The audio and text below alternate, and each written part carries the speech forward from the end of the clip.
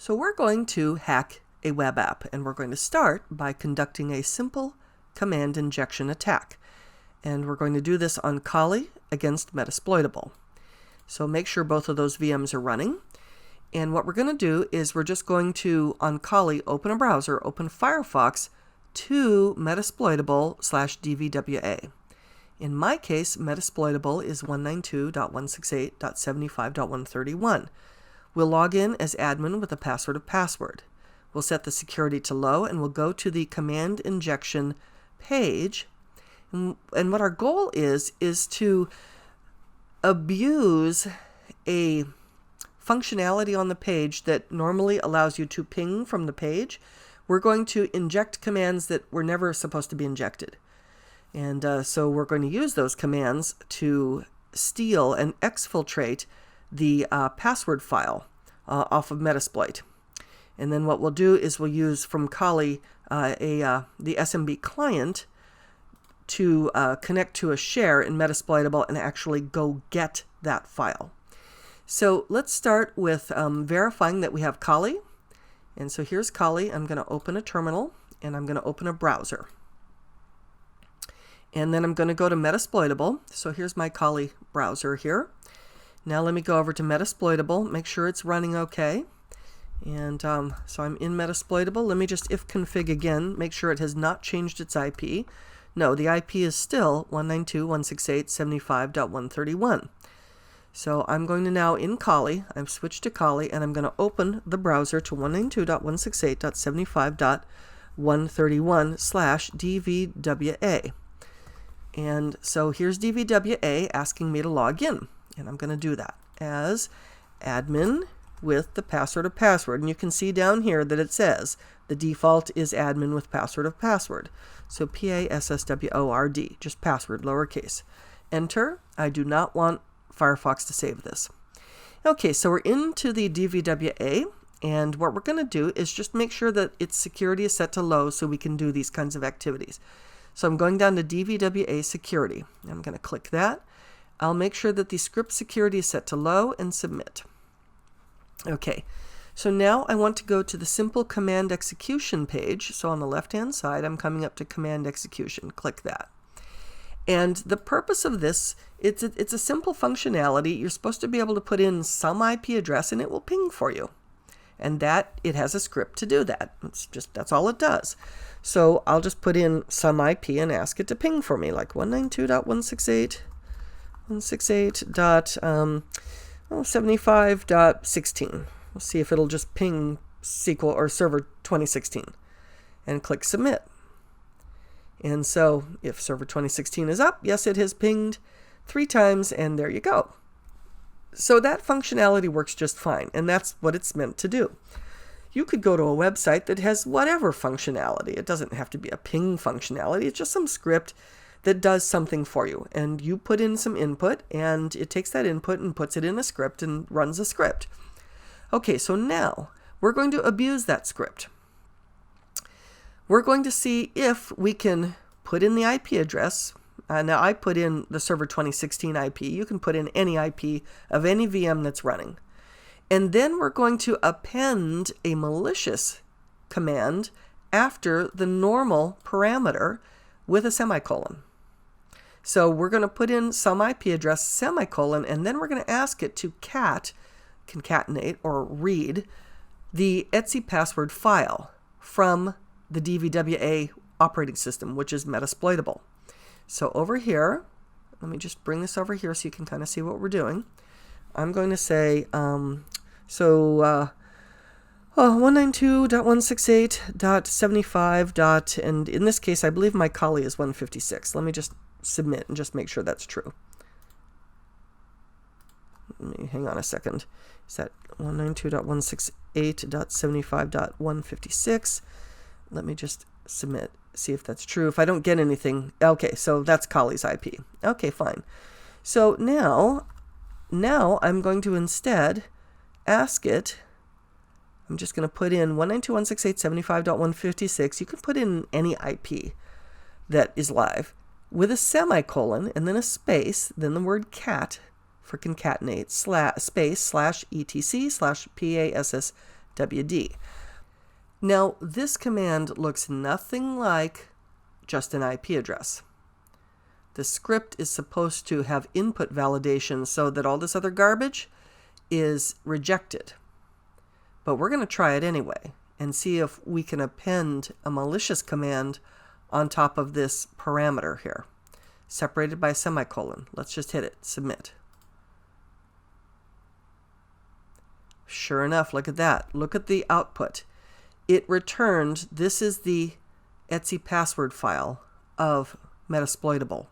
It was never supposed to do that. So yeah, that command injection worked. Great. So now what are we going to do? We want to exfiltrate this data. Now I suppose I could just copy this and paste it to a text document. I mean, we could do that. But let's instead take that output and see if we can go farther. Can we pipe the output to the T command, which basically copies it to the temp directory in a file that doesn't exist yet called passwd? Could we do that? In other words, make a copy. We're going to try. So when I type in 192.168, I have them already queued up here. So here's my command here. I'm putting in the normal IP address. Then I have a semicolon. Then cat /etsy /passwd pipe T-E-E, which means copy to the temp directory and put it in a folder called PASSWD. Let's do that. Okay, so we see output here. So now the question is, did it do it? And the question is, can we ls or can we cd? We can try. May or may not work. What if we go, so 192.168.75.156, semicolon, can we ls root, no, not root, tmp. Can we do that? Submit. See if it may or may not give us, okay. It didn't understand that second command. Okay, fine. That's fine. Let's just see if we can use the SMB client, because we know that Metasploitable has a Samba server running. I mean, we did some scanning on it, so we know it has a Samba server running. And Linux, of course, is not by default a Samba client or an SMB client, but there's a command line tool called SMB client that will allow us to list shares. Now, the reason why we have 4 backslashes, because ordinarily in Microsoft, SMB would be 2 backslashes, whack whack, either the IP or the name, whack the share. The double whacks, or the extra whacks, so we have 4 of them, are basically escape characters. So we're escaping the 2 whack whacks and then changing the escape, and then again escaping the single whack. So we're going to see if we can actually list with SMB client the shares on Metasploitable. So we're going to minimize this browser. We don't need the browser right now. We're going to, on this terminal, use the SMB client. Let's zoom in. And so what I'm going to do here is I'm going to put in this command right here. SMB client. Now, just so you can see it, I'm just going to press enter, and it shows the usage. So we want to tack cap L, which means we want to list. And I see that it doesn't want to show it here. No, it's here it is, list. List something. Okay, so list the shares.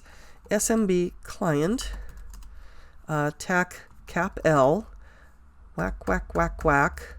The IP of Metasploitable, 192.168.75.131, whack, whack, the temp directory, and let's just see.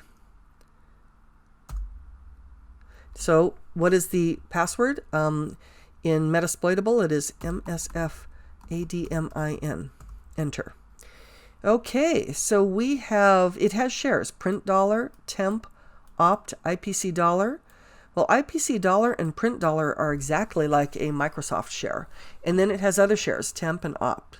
So what we're going to do is we're going to see if we can get into this. So it says reconnecting for workgroup listing, anonymous login successful.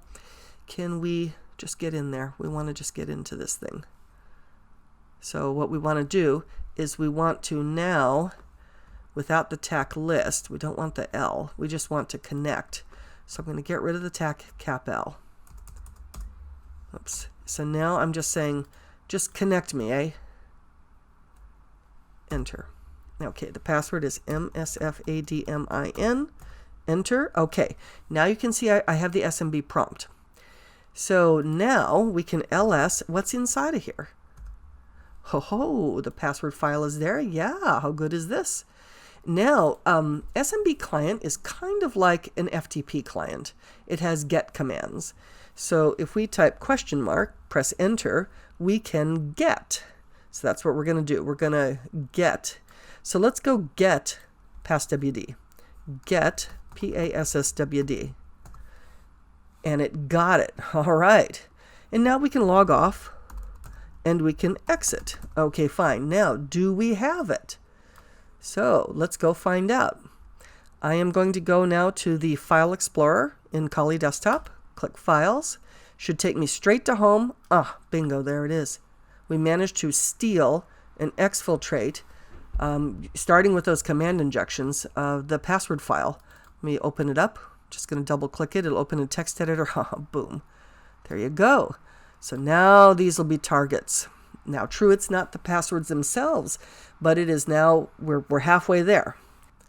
So that is how we can use simple command injection to attack a website.